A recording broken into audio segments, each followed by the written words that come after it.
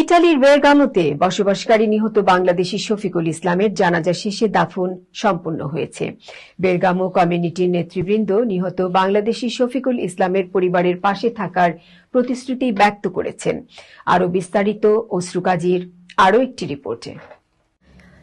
ইতালির বেরগামোতে বসবাসকারী নিহত বাংলাদেশি শফিকুল ইসলামের জানাজা শেষে বেরগামো ইসলামী কবরস্থানে দাফন সম্পন্ন হয়েছে।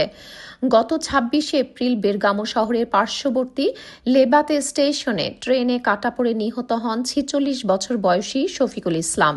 তার গ্রামের বাড়ি বাংলাদেশের ব্রাহ্মণবাড়িয়া কসবা থানায়। তিনি প্রায় ২৫ বছর ইতালির বেরগামোতে বসবাস করেছেন। মৃত্যুকালে তিনি স্ত্রী, ৫ কন্যা, পরিবার পরিজন, বন্ধু বান্ধব সহ বহু গুণগ্রাহী রেখে গেছেন। নিহত বেরগামো প্রবাসী বাংলাদেশি শফিকুল ইসলামের অকাল ও করুণ মৃত্যুতে বেরগামো বাংলাদেশি কমিউনিটিতে শোকের ছায়া নেমে এসেছে।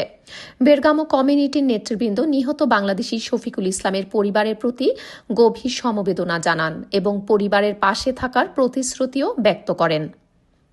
Italy, Bergamo, NTV Europe news desk.